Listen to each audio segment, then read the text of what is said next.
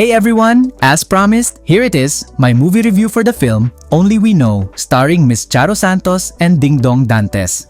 Just a heads up, I'll do my absolute best to keep this review spoiler-free. But of course, I might need to mention a few small details to fully explain my thoughts on the movie. Bago tayo magsimula sa review, I'm sure ang pinakagusto nyo namang malaman is kung ang movie na to worth your hard-earned money and time. And just a quick disclaimer, I wasn't paid for this review, so everything I'm about to say is my honest, unfiltered opinion after watching it. So, my verdict? It's a resounding yes. This movie is absolutely worth both your money and your time. However, and this is a big however, I believe this film has a specific target audience.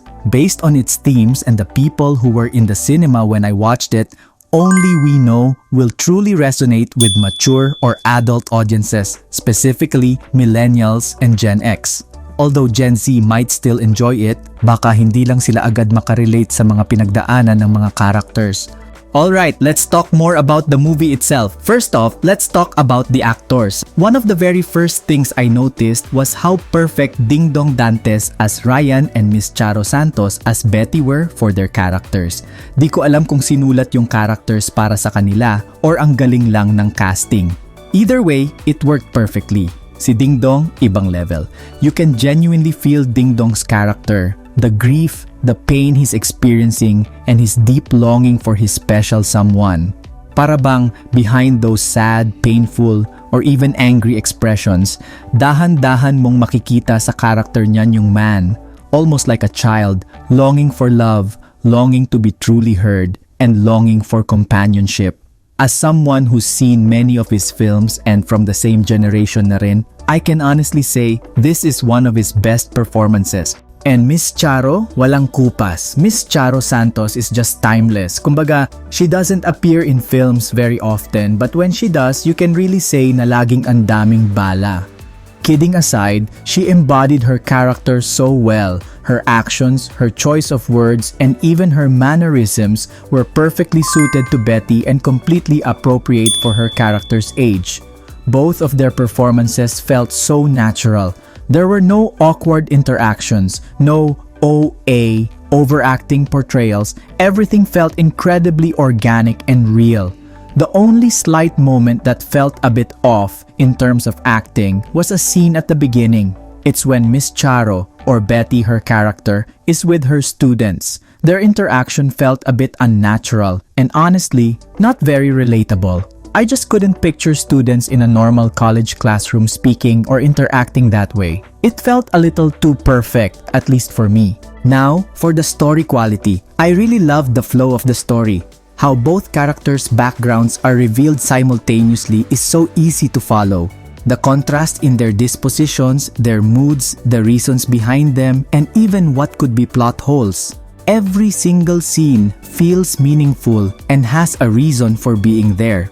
It's not just basta may eksena. Every minor detail, even if it seems like a passing moment, is there to explain something in a later scene. Kumbaga, walang tapon na eksena. A perfect example is that minor accident. During that scene, you might think it's just there to show Ryan's struggles, leading to their somewhat unsavory first interaction. But that very scene is later used to explain why another character is a bit rude towards him, which helps build tension for a dramatic moment later on. And it's not just that, there are so many other minor details that all tie together as the story and scenes progress. The story is slow-paced, yes, but the build-up is incredibly consistent and it was never boring. You can really see how emotions build at the beginning and then how the characters' emotions start to loosen up as the story unfolds. It truly feels like a very well-told story. So for that, I really want to say kudos to the writer of this movie. As for the overall movie quality, the cinematography was solid. Ang ganda ng mga locations and set designs. Kaya hats off to the production team. Some scenes were clearly shot with technical intent. Parang pinag-aralan talaga siya, or it could be possible na bunga siya ng pag-aaral in cinematography. They are using the surroundings as part of the storytelling and to enhance the visual experience. And also, ang ganda ng music. The score was spot on. Walang unnecessary or distracting background music, and every score served its purpose. It really immerses you emotionally. Props to the director and creative team for that. What I also loved about this movie isn't just the film quality, the acting, or the design, pero yung mga lessons na mapupulot natin sa movie na to. This movie isn't just about romance or second chances in romance, and I don't even think it's a romantic movie in the usual sense. This is a movie about love, but not the typical love we know between a boy and a girl or a man and a woman. It's about love in its simplest and purest form. It's about a sense of companionship, of deepest friendship. It's not about looking for someone who's right for you based on age, likes and dislikes, shared dreams, or the same outlook on life. Instead, it's about a relationship with a person that blossoms into a beautiful friendship. It's about having someone you can speak your mind freely with, someone where you don't need to overthink what to say or what to talk about. It's about having your innermost thoughts heard without being afraid of judgment or being disliked, and without needing to say something to impress the person you're talking to make them like you. I might be stealing a quote from the movie that friendship is the most beautiful relationship that is mapagbigay, mas malaya, at mas mapag-unawa, giving, freer, and more understanding. I hope I quoted it right. This movie will also make us realize that a different kind of relationship, apart from what we usually know between a man and a woman, does exist. A relationship where just because you're close doesn't mean there's immediate sexual involvement. Platonic but deeper relationships truly exist. There are people who love each other, but it doesn't need to be romantic or sexual.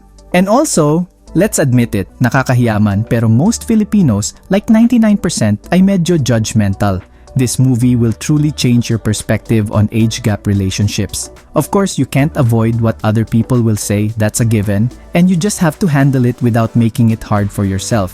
This also serves as a reminder that it's bad to assume. It's really not good to assume that just because you're with an older person, they're automatically your mom. Sometimes, that can actually be offensive. Pwede din naman magtanong, di ba? So that's it guys, kung gusto mong maiyak, makilig at lumabas sa sinehan feeling hopeful and warm from a different but familiar kind of love story, I highly recommend Only We Know. And final reminder, no spoilers, promise. The title, Only We Know, will make you think. Oo nga no, sila lang naman talaga ang nakakaalam. At syempre, don't forget to like and subscribe. Oh, di ba? Danny mo nang alam.